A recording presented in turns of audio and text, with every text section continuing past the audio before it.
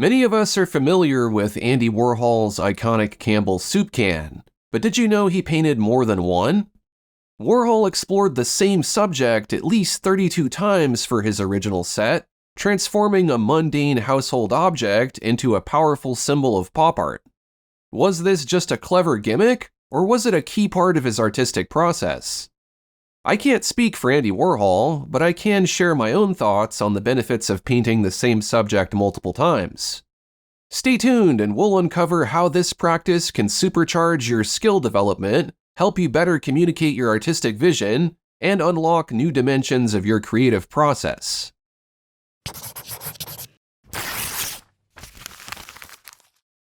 I think the most obvious benefit to doing something more than once is that it develops your technical skills.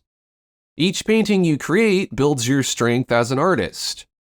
If you want to be a successful musician, you'll have to practice the same song.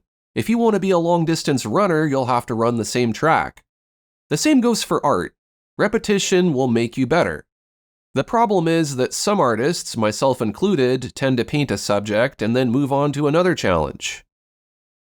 The first version of any subject you paint will probably be very spontaneous. It will involve a lot of experimenting, repainting, and correcting mistakes. You might spend more time struggling to find a direction rather than actually painting. However, the second time you paint the subject, you will already know what mistakes you made, you'll have a more structured workflow, and you'll know which brushes work best for each element of the composition. Plus, you'll have the first version to use as a reference. This will leave you with more time and energy to dedicate to the details, and you might not feel as rushed or fatigued by the process. The third time you paint the subject, you will have memorized at least some of the process. You will intuitively know which brushes to select, your workflow will be more linear, and you will be able to glide through the painting process with ease. I've not painted something 32 times like Andy Warhol did for his original set of soup cans, but I can imagine that by the final can, he had the process down to where he could paint one in his sleep.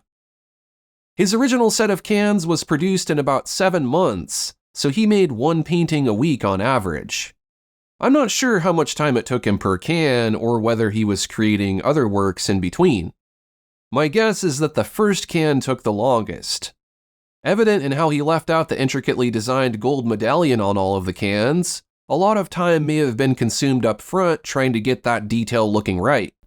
Warhol ultimately used a solid gold circle. We don't know if that was intentional or he just decided it was not worth the effort.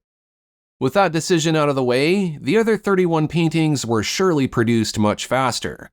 I'd be surprised if the later cans didn't come out linearly and precisely rather than spontaneously with a lot of corrections. Whatever you didn't keep in your first painting, you won't try to add to subsequent paintings. Whatever mistakes you made, you won't make again. Speaking from my own personal experience, repetition makes a huge difference. The subjects I am the most comfortable with, the ones that flow out naturally, are those that I have revisited the most. Here's an example of some apples. I have painted at least a couple of dozen apples in my lifetime, but these are just a few that stand out. The context here is that most of these were created as demonstrations for digital art courses I release each year. So while many of them are finished paintings, I didn't spend as much time as usual on them since I wanted to be able to communicate the steps linearly as I worked so others could follow along. If we compare these apples that share the same composition, you can see they all look quite similar, but get gradually more refined. You'll notice that I changed it up here and there. One of the apples is made with thick paint and is on its side. These two are a different type of apple. But there is repetition in the anatomy of the apples, their form, their lighting, their proportions, their colors, and their textures. After having painted so many, I have no trouble painting apples from memory. If I show you a very early apple, you can see how awful it is. The elements of an apple are all there, but I didn't have as much experience, so I overlooked some of the key details. I spent a lot of time guessing, repainting, and fixing mistakes, which caused me to settle for a result I wasn't truly happy with. One thing that was challenging up until recently was getting the yellow color to look vibrant, even in the shadow areas of the apple. The dark yellow looks like a rotten area in the earlier example, but in the most recent example, it looks much better. While it makes sense that doing something again will make it better, there's no guarantee that your later versions will actually be an improvement over previous versions. There are some earlier apples I like better than later ones, namely because I put more effort into them. If you are lazy with subsequent paintings, they won't automatically be better. You should aim to improve with each iteration, not get worse. Otherwise, what's the point? In my opinion, the most recent apple is the best. I had the most confidence while painting it, the painting process was clearly established, and I could dedicate most of the time to adding details and making it look realistic. The worst apples are these two, which is due to a couple of factors. Mostly these look bad because I was trying to cut down on the length of the lessons I was demonstrating in. I only spent a fraction of the time on them compared to the others, so I don't know if these are really finished paintings per se.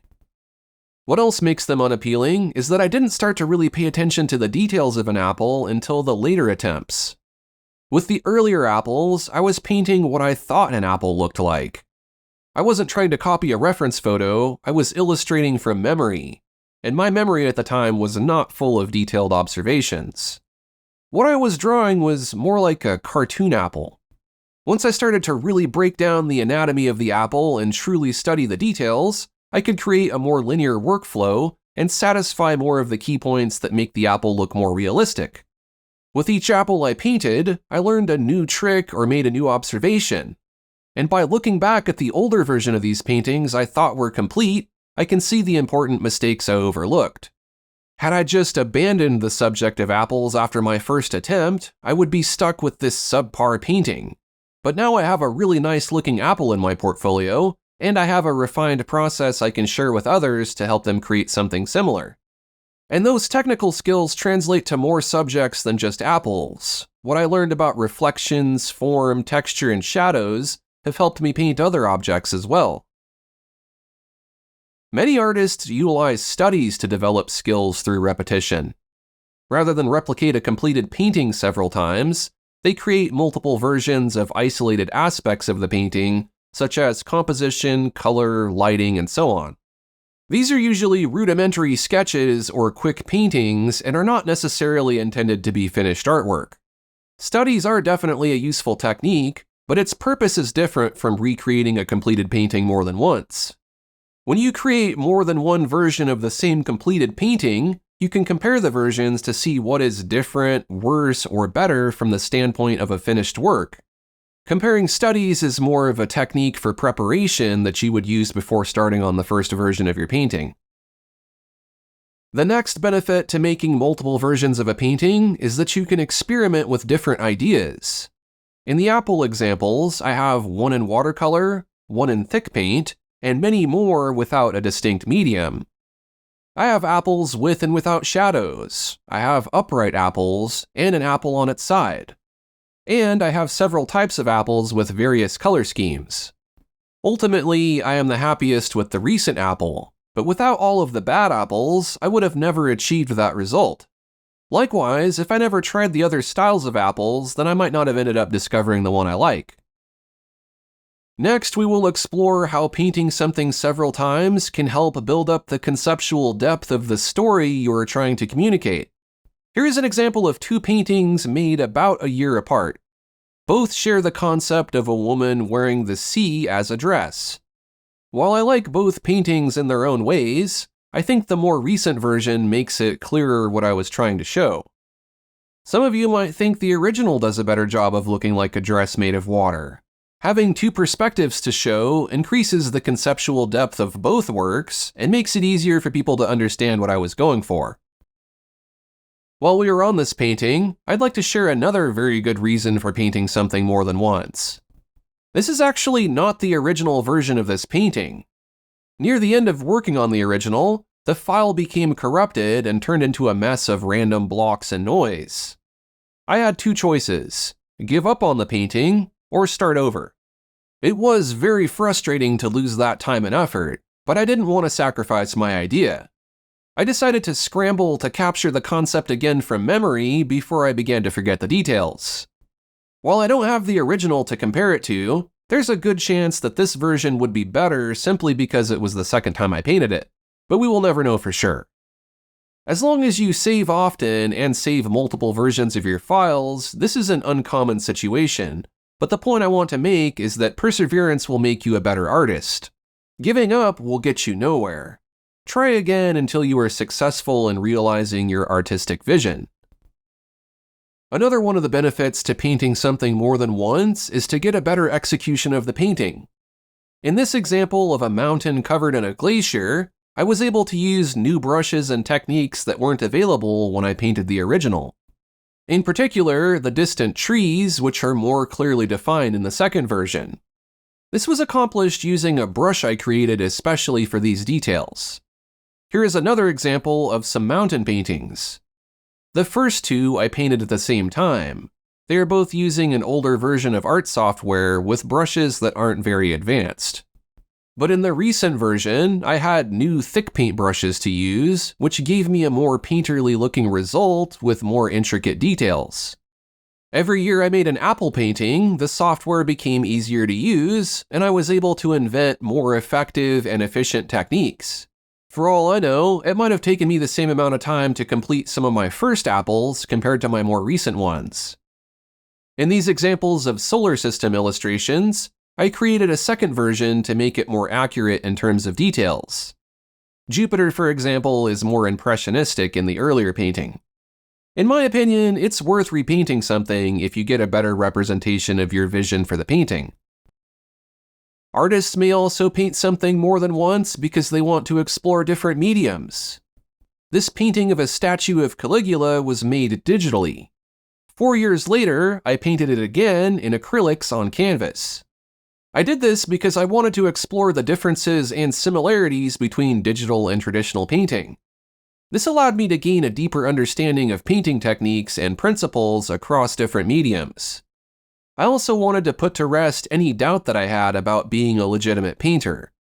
At the time, digital art was not as widely accepted, so I wanted to show that I could make art in any medium.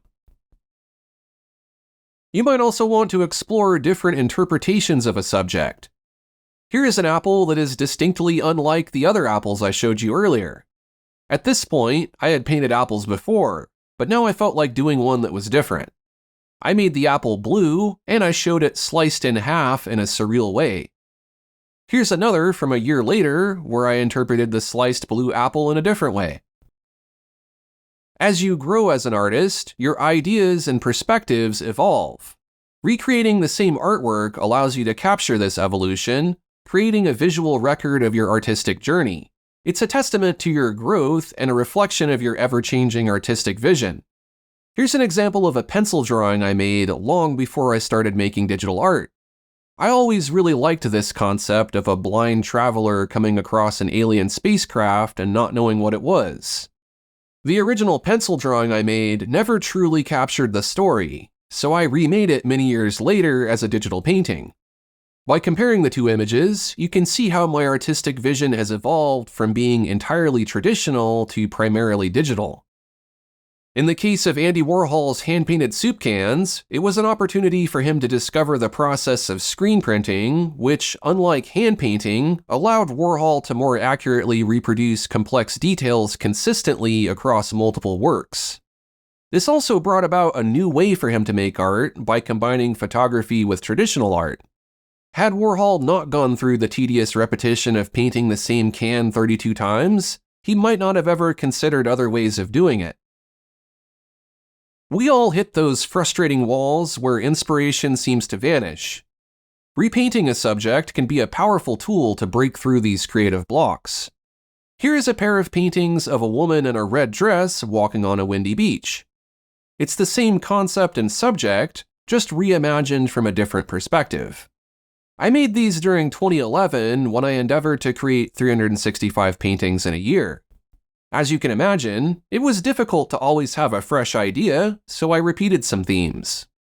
By reworking a familiar painting, I was able to bypass the pressure of starting from scratch and get right into painting something. Think of each iteration you paint as a chapter in a larger story.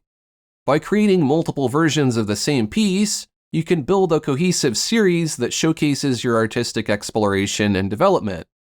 This can be particularly impactful for exhibitions or portfolios, demonstrating your depth and commitment to your craft.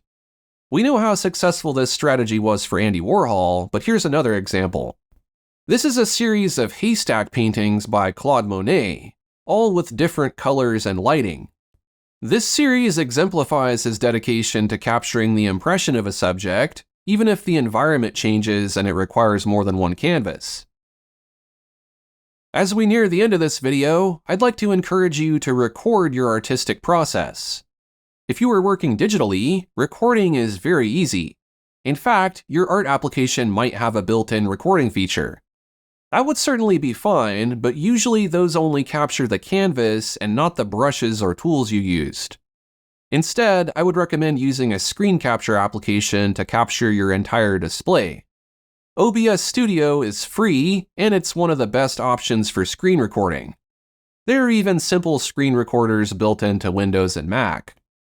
With recordings of your process, you'll be able to easily recall how you moved through the painting, which brushes you used, and so on.